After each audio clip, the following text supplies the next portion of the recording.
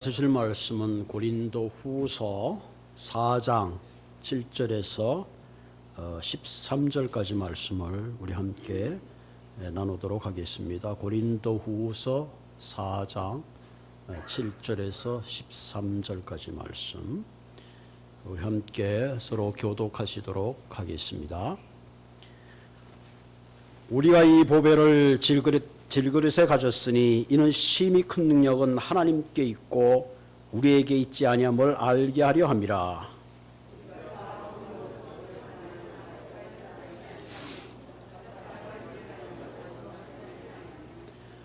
박해를 받아도 버림받지 않으며 거꾸로 뜨림을 당하여도 망하지 아니하고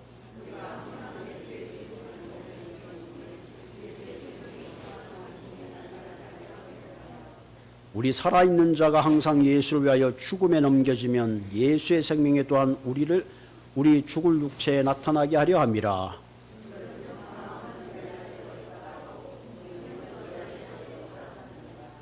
기록된 바 내가 믿었으므로 말하였다 한 것 같이 우리가 같은 믿음의 마음을 가졌으니 우리도 믿었으므로 또한 말하노라. 아멘. 우리 시간에 우리 말씀 나누기 전에 우리 220장 사랑하는 주님 앞에 우리 함께 찬양하고 말씀을 나누도록 하겠습니다. 한호성 집사님 바로 밑에 있어요. 황금송이니까 220장 함께 찬양하겠습니다. 가사가 너무 좋아서 한번 찬양하고 말씀을 나누도록 하겠습니다.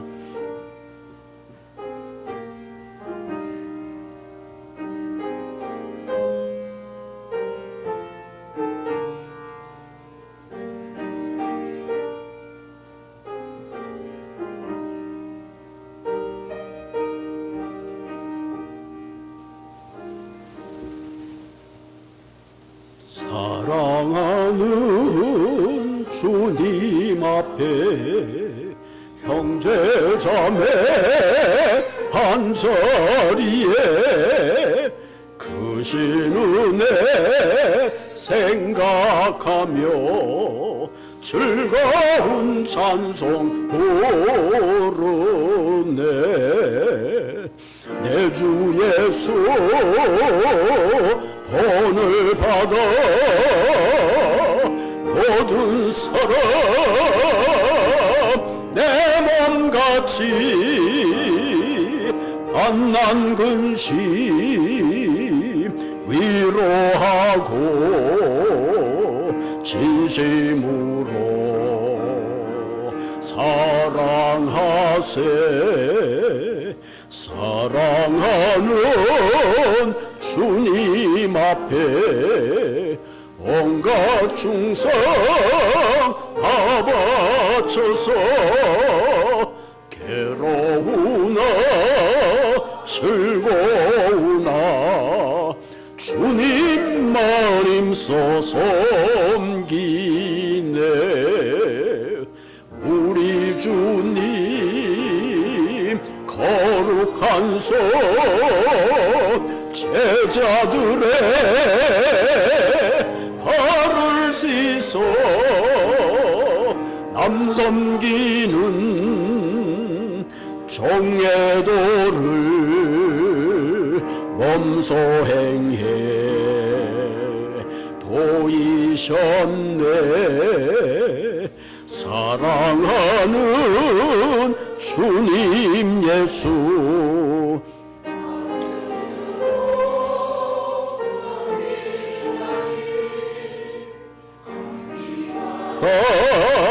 한 몸이룬 형제여 친구들이여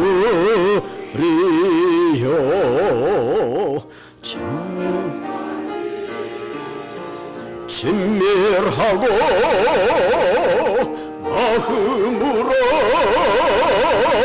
하나 되어 우리 주님 크신 뜻을 지성으로 준행하세. 아멘. 사랑하는 주님 예수 같은 주로 섬기나니 한 피바다 한 몸 이룬 형제여 친구들이여. 우리 가족이란 말은 참 우리의 마음을 따뜻하게 합니다. 여기 모인 저와 여러분들 삶의 배경이 다르고 성이 다르지만 우리 모두 그리스도 안에 한 피바다 한 형제됨을 얼마나 그것이 기쁘고 소중한 일인지 모릅니다. 우리가 어떤 환난이나 근심이 있든지 주님의 위로하심 가운데 늘 승리하시는 모든 분들이 되기를 주님의 이름으로 부탁을 드립니다. 몇 해 전인가 한국에 갔더니 식사를 하는데 깜짝 놀랐습니다. 갑자기 녹그릇에 밥하고 국을 주시는 거예요. 그래서 우리 고모부가 목회를 하고 계시는데 목사님이 교회가 문을 닫았나? 갑자기 녹그릇에 밥을 주시나? 그렇게 했더니 그게 아니고 한국에 갔더니 그 녹그릇이 유행을 하더라고요. 여러분들이 기억나겠지만 옛날에 그 녹그릇 닦는 게 얼마나 힘들었어요. 무겁고. 그런데 최근에 그 녹그릇이 유행을 한다고 합니다. 특별히 이 녹그릇은 구리와 주석을 합금으로 만든 겁니다. 그 가운데 구리와 주석을 70발 대 22의 비율로 만들어서 아주 그 좀 이렇게 주물처럼 견고하게 만들고 아주 좋은 그릇인데 그걸 방자 그릇이라 방자육이라고 그런다고 합니다. 근데 이게 뭐냐면은 여름에 비브리오 그런 것과 어떤 균이 있으면 그 녹그릇의 색깔이 변한답니다. 그러니까 건강을 위해서 거기다 담아 먹으면 음식이 변했는지 안 했는지 건강을 위해서 그렇게 유행을 한다고 합니다. 요즘은 이거 뭐 옛날 녹그릇이 아니고 막 좀 빛이 나면서 굉장히 좀 고급스럽더라고요. 그래서 좀 고가에 팔리고 그러니까 너나 나도 할 수 없이 음식에서 그것들을 많이 쓰는 그런 것을 봤습니다. 옛날에 녹그릇 쓰다가 그 다음에 뭐죠? 그 콜링인가? 그 나오면 얼마나 가볍고 좋아요. 튼튼하고. 그런 종류들도 많이 있잖아요. 요즘 여러분들 집에서 뭐 쓰는지 모르지만 옛날에 좀 고급스럽다 그러면 본차이나. 전 그 본차이나가 차이나일 줄 알았더니 그 잉글랜드 거더라고요. 그 다음에 또 뭐죠? 포트메리온? 저는 주부도 아니지만 어떻게 이렇게 아는가 제가 구글로 잘 찾아봤어요. 그런 것 또 이쁜 그릇들이 많이 있더라고요. 녹그릇에다가 음식을 담아 먹으니까 뭔가 그 옛날 생각이 좀 이렇게 나고 조금 더 음식의 그 옛날에 느꼈던 그 맛이 좀 느껴지는 것 같더라고요. 여러분 녹그릇에 국을 담으면 그 그릇이 됩니다. 옛날에는 그 세숫대야 노수로 만들었죠. 또 심지어는 화장실이 멀어서 요강 아시죠? 요강.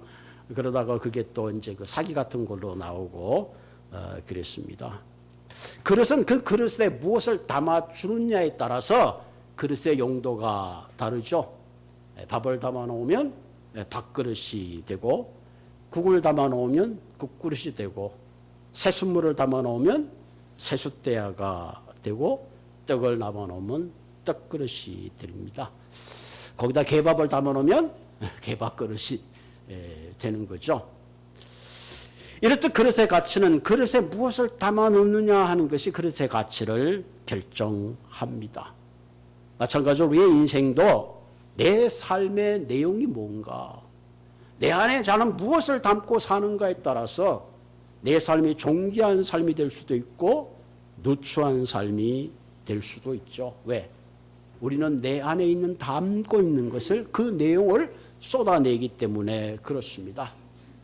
내가 늘 악한 것을 생각하면 악한 것을 쏟아내기 때문에 우리는 그런 사람을 악한 사람이라 그러죠. 그러나 내 안에 늘 선이 있으면 선한 것을 쏟아내면 우리는 선한 사람이 되는 겁니다. 여러분들 주일날 오실 때 이쁘게 이제 거울도 보고 꾸미고 오셨을 텐데 우리가 주위를 꾸미는 거, 장식을 하는 것 굉장히 필요합니다. 그러나 더 중요한 것은 과연 나는 내 안에 무엇을 담고 무엇을 품고 살아가고 있는가 하는 겁니다. 결론적으로 말씀드리면 내 안에 존귀하신 예수를 품고 살 때에 우리는 누추한 인생이 아니라 보배롭고 존귀한 빛나는 인생을 살 수 있다 하는 겁니다. 한국에서 미국으로 입양한 가운데 한소코라는 아이가 있습니다. 영어 이름이 애덤 킹인데 이 아이는 태어날 때부터 무릎이 없다는 얘기는 두 다리가 없습니다. 게다가 설상가성으로 손가락이 붙어 있어가지고 친부모로부터 버림을 당했습니다. 여러분 어릴 때 그 부모로부터 버림받는다는 게 얼마나 쓰리고 가슴 아픈 사연입니까? 그런데 이 한석호 아이를 모네로 밸리에 사는 킹스 부부가 이 아이를 어답트했습니다. 그 가족은 12명이 있는데 그 가운데 9명이 다 입양한 자녀입니다. 그 가운데서 7명이 장애아라는 거죠. 대단한 사람이죠. 근데 이 사람이 그 아이를 애덤이라고 이름 짓고 정성을 다해서 돌봐주었습니다. 그래서 그 아이에게 티타늄으로 된 의족을 해주고 이 아이가 학교를 보내고 열심히 공부를 했는데 공부도 아주 제법 잘했답니다. 앞으로 꿈이 과학자나 수학자가 된다고. 몇 해 전인가 이 아이가 한국에 와가지고 야구를 던지는 그 시구를 했다고 합니다. 그러면서 이런 말을 남겼대죠. 나는 공을 던진 것이 아니라 희망을 던졌다. 상처투성인 이 아이에게 그리스도의 사랑이 그 아이에게 들어가고 그 아이에게 보배로운 그리스도가 함께 했을 때에 그 아이는 옛날에 가졌던 모든 상처를 떨쳐내고 당당한 희망을 가지는 아이로 자랄 수 있었다 하는 그런 얘기가 있습니다. 여러분 우리의 누추한 인생이 존귀한 가치로 사는 가장 중요한 방법은 그것은 바로 보배로우신 예수 그리스도를 품고 살아가는 인생이 될 때에 가능한 것입니다. 오늘 본문 7절에 보면 우리가 이 보배를 질그릇에 가졌다. 이 보배라는 것은 바로 예수 그리스도죠. 부활하신 주님, 복음 그 자체를 말씀하는 거죠. 이는 심히 큰 능력이 하나님께 있고 우리에게 있지 아니함을 알게 하려 함이라. 질그릇 같은 우리 존재인데 그 안에 그리스도를 품게 되면 그 능력은 나의 능력이 아니라 그리스도의 능력으로 말미암아 존귀케 된다 하는 거죠. 오늘 성경은 질그릇 같은 존재라 그렇게 말하고 있습니다. 예루살렘이 함락될 때 예레미야에게는 이렇게 노래했습니다. 아 슬프다. 금이 광택을 잃고 순금이 변했으며 성전의 돌들이 거리에 흩어졌구나. 시온의 젊은이들이 순금처럼 소중하더니 이제는 흔한 질그릇처럼 되고 말았구나. 원래 존귀하고 강택이 있던 그들이 하나님을 떠나 예루살렘이 함락되는 그 순간에 마치 질그릇처럼 되고 말았다. 그렇게 표현하고 있습니다. 또 성경 디모데후서 2장 20절에 우리가 잘 알듯이 집에는 금그릇이 있고 은그릇이 있고 나무그릇과 질그릇도 있는데 귀히 쓰이는 것도 있고 천이 쓰이는 것도 있다. 그렇게 표현합니다. 보통 우리가 질그릇 할 때 우리가 느끼면 질그릇 그렇게 좋은 재료가 아니구나. 흙으로 만든 토기는 어디든지 흙을 구할 수가 있는 거죠. 창세기 보면 하나님께서 흙으로 사람을 빚으셨습니다. 그런데 흙으로 사람을 빚었는데 그 사람이 존귀할 수 있는 이유는 뭐예요? 하나님께서 그의 영을 그에게 불어넣는 순간에 그는 더 이상 질그릇 같은 존재가 아니라 존귀한 생명이 된 것을 우리가 성경을 통해서 알고 있습니다. 질그릇 그럼 우리가 또 느껴지는 것은 깨어지기 쉬운 존재다. 굉장한 존재 같지만 말 한마디에 마음이 상하는 유약한 존재죠. 우리는 지난 2년 동안 코로나를 경험하면서 우리가 얼마나 연약하고 유약한 존재인가 하는 것을 뼈저리게 느꼈습니다. 이런 질그릇 같은 유약한 우리의 존재가 예수 그리스도를 닮게 되면 우리의 삶에 큰 능력의 변화를 가져오고 경험하게 됩니다. 그 변화가 뭘까요? 능력의 원천이 달라집니다. 내 힘으로 살고 내 힘으로 살던 우리의 인생이 언제든지 불가능이란 벽에 부딪히지만 그러나 그 능력이 그리스도와 함께 있을 때에 우리는 불가능을 가능케 하는 능력의 무한한 원천의 자리에 들어가게 된다는 사실입니다. 보배로운 주님을 품고 살 때 우리의 신분이 달라지는 거죠. 질그릇 같은 존재들이 순금 같은 존재가 되고 그리스도의 놀라운 자녀의 반열, 후손의 반열로 들어간다는 사실입니다. 그래서 오늘 본문을 통해서 그럼 구체적으로 보배로운 질그릇, 보배로운 주님을 질그릇 같은 우리에게 담고 있을 때에 우리에게는 실질적으로 어떤 능력과 어떤 변화가 나타날 수 있는가? 오늘 본문을 통해서 세 가지를 나누어 보려고 합니다. 첫째는 극복의 능력을 갖게 된다.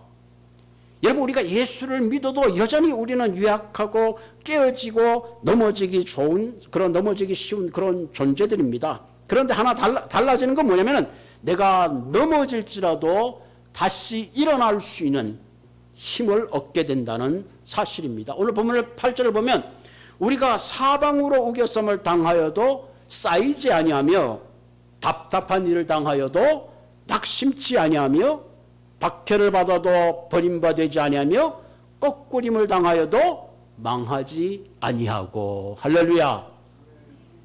우리가 사방으로 우겨싼다, 이 말은 헬라어로 들리보메노이라는 이 단어인데, 이 단어는 마치 포도즙을 짜기 위해서 포도를 짓눌러서 으깨어서 흘러나게 하는 그런 것을 말합니다. 그 엄청난 힘과 엄청난 그 둘러싸임이 있다 할지라도 결코 쌓이지 않는다. 왜? 내 안에 계신 보배로운 그분이 있기 때문에, 사망과 죽음의 권세를 이기신 그분이 있기 때문에 결코 우리는 절망하거나 좌절되지 않는다 하는 거죠. 이런 고백을 하는 바울은 실제로 수없는 죽음의 고비를 넘고 또 넘었습니다. 답답한 일을 당해도 낙심치 아니하고. 답답한 일은 뭐예요? 진퇴양난이죠. 마치 이건 군대에서 사용하는 용어인데 온 군대가 사방을 포위한 그런 상태를 말합니다. 사면초가란 말 우리가 잘 알고 있잖아요. 한나라 유방과 초나라의 한우가 싸울 때 사방에서 초나라에 있는 노래가 들렸잖아요.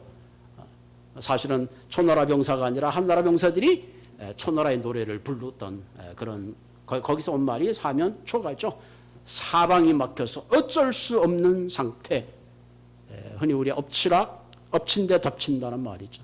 사업이 실패했는데 또 건강마저 문제가 찾아오고 가정이 깨어지고 그야말로 사면초가의 상태에 있을지라도 뭐요? 낙심치 아니한다. 왜? 내 안에 보배로운 그분이 그 모든 어려움과 절망을 이기고 일어서게 할 수 있는 힘을 우리에게 주신다 하는 얘기죠. 바울은 박해를 받아도 버림받지 아니하며, 박해를 받아도 때로는 왕따를 당하고 때로는 모든 사람이 나를 버린다 할지라도 결코 하나님은 나를 버리지 아니하신다 하는 겁니다. 지금 여기서 말하고 있는 모든 내용은 바울이 그냥 말하는 건 아니라 실제로 그의 삶 속에 있는 고백을 말하고 있습니다. 복음서에 보면 예수님께서 십자가를 지실 때에 그는 마지막 끝까지 그의 제자들을 사랑하셨다, 그렇게 고백하고 있습니다. 꺾꾸림을 당하여도 망하지 아니하고. 여러분 권투시합 같은 거 보면 막 어떨 땐 펀치 한 방 받고 낙다운 당할 때가 있죠. 이렇게 그러다가 다시 또 일어나가지고 어떨 땐 상대편을 제압하는 그런 경우를 보게 있죠. 지금도 우리가 기억에 남는 거 홍수환 선수, 그 상대가 누구였죠? 카라카스인가? 이름도 기억이 안 나는데 몇 번 넘어졌다 일어났죠? 예? 잘 모르겠어요. 잘 모르겠네. 하여간 4번인가 5번인가 넘어졌다 일어나서 상대 선수를 이겼던 그런 걸 우리가 보게 되죠.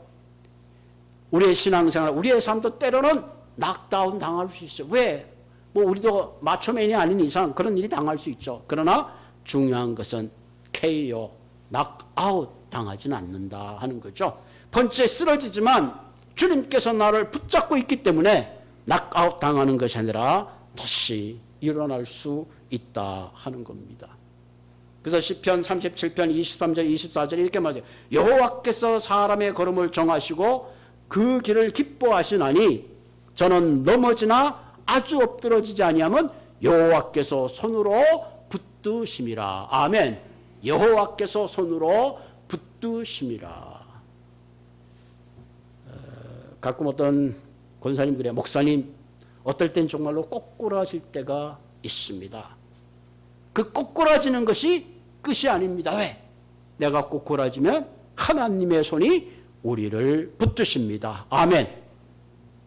그럼 우리의 상황이, 우리의 환경이 어떤 상황 속에 있더라도 우리는 주저앉거나 좌절하는 것이 아니라 동서남북이 다 막혔다 할지라도 사막의 길을 내시며 바다의 길을 내시는 하나님 그분이 나를 붙드시고 계시는 것을 믿으시기를 바랍니다.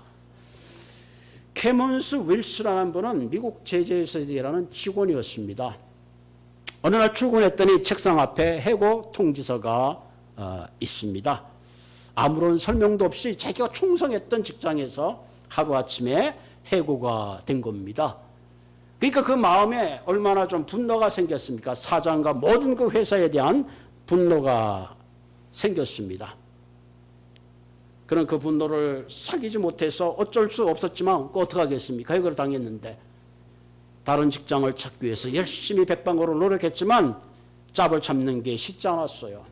그동안 모아놨던 돈도 다 이제 떨어졌습니다. 여보, 이제 나는 할 수 있는 걸 다 했어. 더 이상 내가 할 수 있는 게 없어. 이제 죽는 길밖에 없어. 그때 부인이 이렇게 말했습니다. 여보, 왜 당신은 바깥에서만 그렇게 길을 찾고 있어요? 당신 안에서 한번 찾아보세요. 당신 안에는 예수님이 계시잖아요. 하나님을 믿는 당신이 한번 하나님 앞에 한번 그 길을 찾아보세요. 이 말에 캐먼스 윌슨은 하나님 앞에 엎드려 기도했습니다. 기도하면서 그 상세에 대한 미움과 분노의 마음이 사라지면서 머릿속에 새로운 생각이 떠올랐습니다. 그래, 내가 잘하는 것부터 다시 한번 시작해보자. 그런 하나님의 용기와 그런 힘을 얻고 그분이 손재주가 있었던 것 같아요. 집을 고쳐서 파는 그런 일을 시작했어요. 그런데 뜻밖의 이 일이 너무 잘 된 거예요. 그래서 집을 융자로 하고 건축 사무실을 조그맣게 열었습니다. 그런데 점점 그 사업이 번창합니다. 그래서 그런 이곳저곳 사업처 많이 다니다 보니까 어떤 호텔은 너무 비싸고 어떤 데는 너무 싸고 그래서 좀 싸면서 질 좋은 그런 호텔을 짓고 싶었어요. 하나님께 기도하면서 하나님, 내가 좀 이런 청결하고 좋은 호텔을 짓고 싶습니다. 그런 가운데 그는 하나 둘 호텔을 짓기 시작했습니다. 그래서 마침내 그가 오너가 되는데 그것이 우리가 잘 알고는 홀리데이 인 호텔입니다. 여러분, 여행할 때 이 홀리데이 인이 가격이 좀 비교적 저렴하고 수영장도 있고, 제가 젊었을 때 아이들 데리고 여행 다닐 때 보면 브렉퍼스트도 괜찮아요. 가면 가격 대비에 비해서 깨끗하고 또 얼마나 좋은지 몰라요. 그래서 결국은 성공적인 인생을 살았다 하는 그런 이야기입니다. 거꾸림을 당하여도 망하지 않고 하나님이 붙잡아 주실 때에 그의 인생은 불가능을 넘어서 하나님의 능력 안에서 새로운 삶을 도전하게 되고 가능케 했습니다. 김원 윌슨이 쓴 책 가운데 하나님의 정원을 가꾸는 법에는 이분이 이렇게 조언하고 있습니다.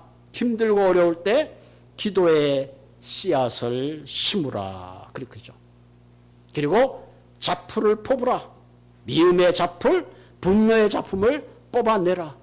그리고 그 안에 사랑의 걸음을 얹어라.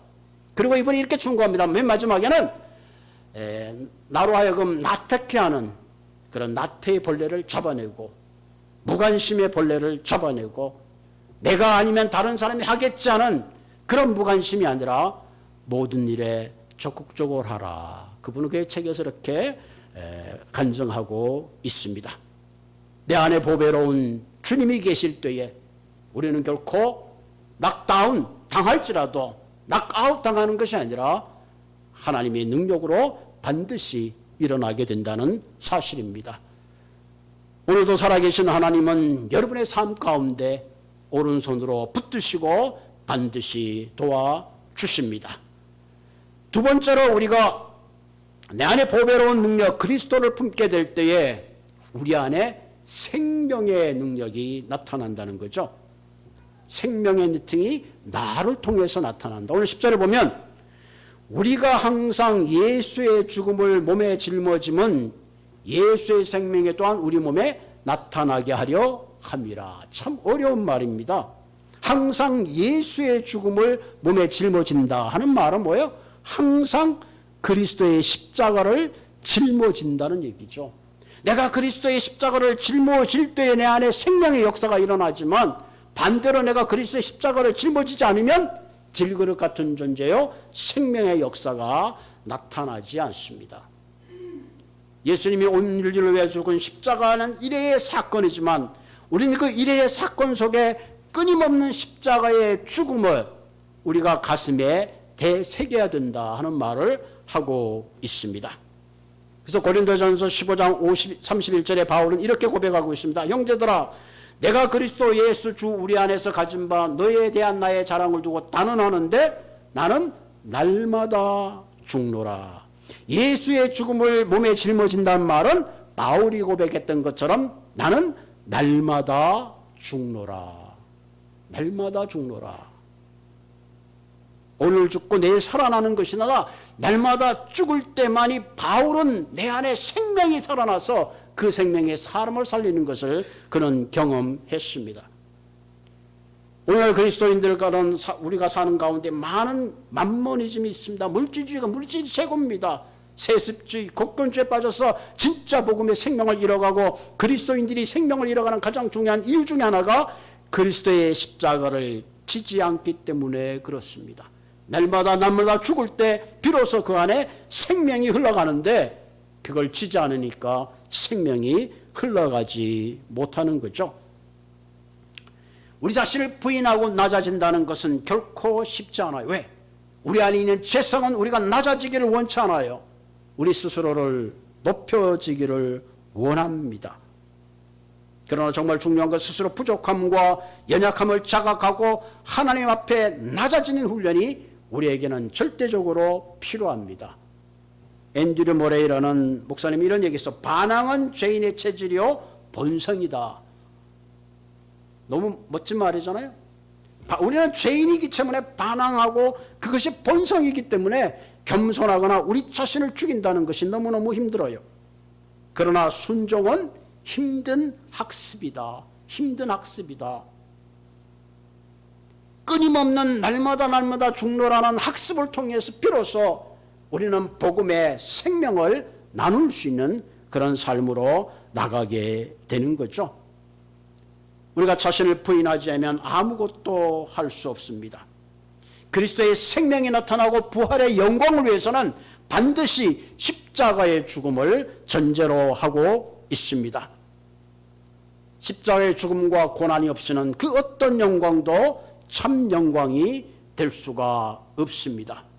그런 의미에서 우리는 날마다 나의 자아를 죽이지 않고는 내가 그리스도의 사람으로 온전히 살 수 없음을 이야기하고 있습니다.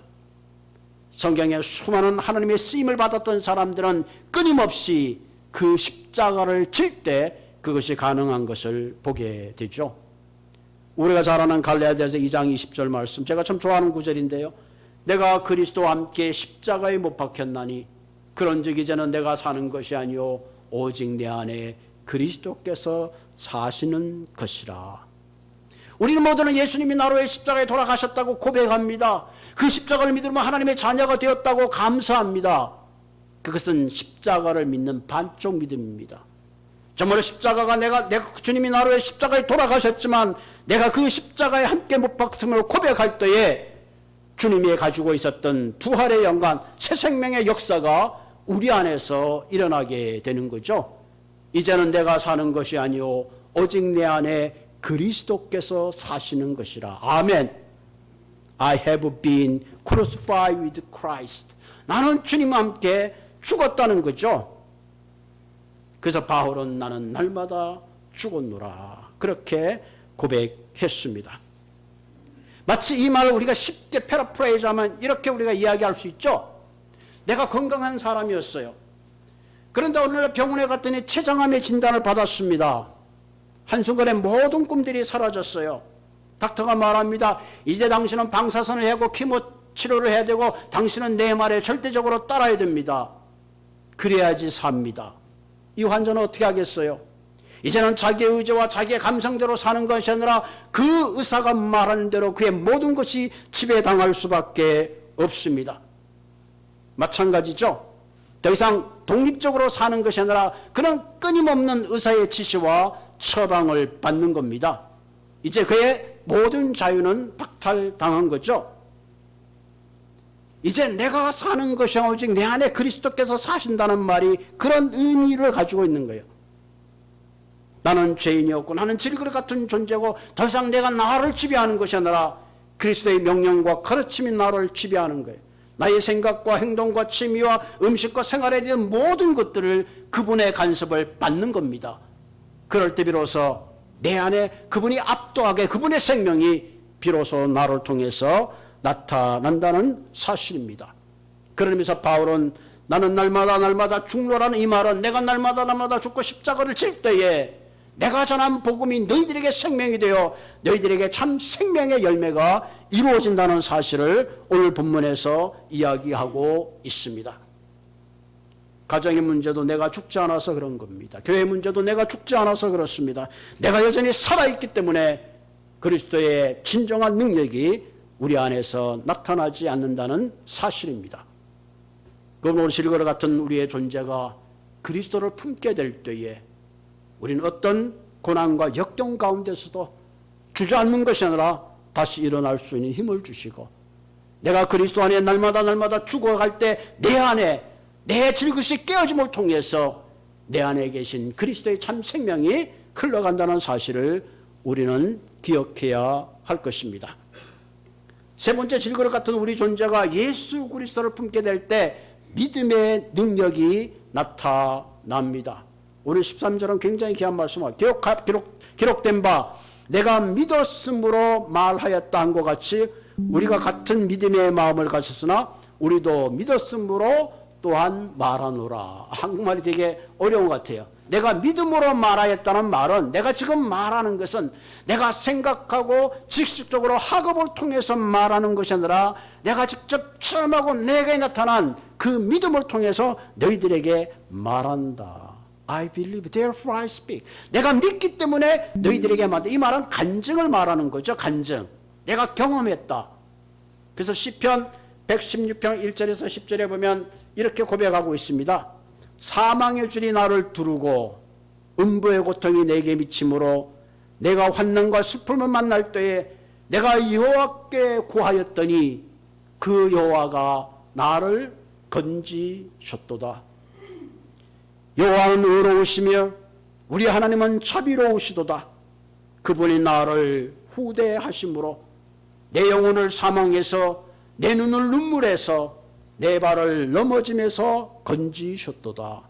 그리고 10절에 한 말이 내가 믿는 거로 말하리라. 내가 큰 곤난을 당하였도다. 여기서 인용된 9절입니다. 사망의 줄이 나를 위협하고 환난과 슬픔이 고통이 나를 힘들게 했지만 의로우시고 자비로우신 그분이 나를 구원하셨도다. 여러분, 우리는 믿음을 굉장히 피상적으로 생각합니다. 믿음은 피상적인 것이 아니라 실제적이요 수용하는 것이죠.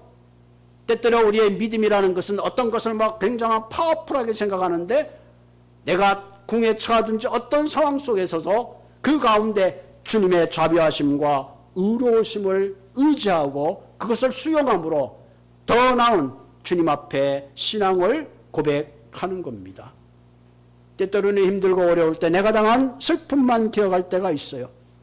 그러나 그 슬픔의 현장에, 고난의 현장에 주님께서 얼마나 나를 도우시고 사랑하시며 내 눈물의 슬픔을 닦아주는지를 잊어버릴 때가 참 많이 있습니다. 오늘 본문에 보면 그분이 나를 후대하셨다. 사랑하는 성도들, 저는 오늘 저와 여러분들이 이런 믿음의 고백이 있기를 바랍니다. 이런 고백이 있을 때에 그 믿음이 기적을 만들어내고 그 믿음이 세상을 변화시키는 것입니다. 우리 모두는 질그릇처럼 상하고 깨어지기 쉬운 존재입니다. 그러나 내 안에 보배로운 그리스도를 담게 될 때에 우리는 모든 환난을 이기며 또 내 안에 그리스도의 생명이 나타나며 더 나아가서 믿음을 통해서 우리는 구원의 능력을 찬양하게 되는 것입니다.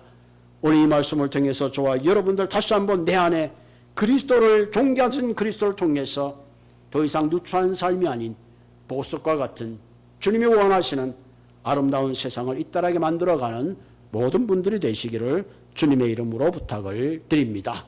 같이 기도하겠습니다.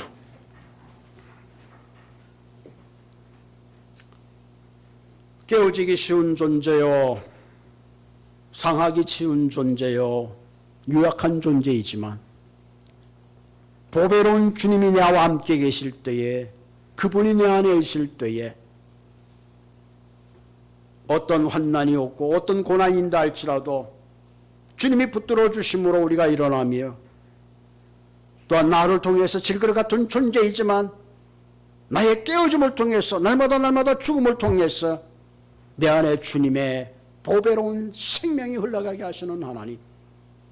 그러므로 하나님, 이제는 내가 사는 것이 아니요 내 안에서 그리스도께서 사신 것을 고백하며 날마다 나의 자아를, 나의 욕심을, 나의 이기심을 주님 앞에 내려놓는 끊임없는 훈련을 통해서 주님의 아름다운 생명을 나누어가는 우리의 모든 삶이 될 수 있도록 주님 인도하여 주옵소서.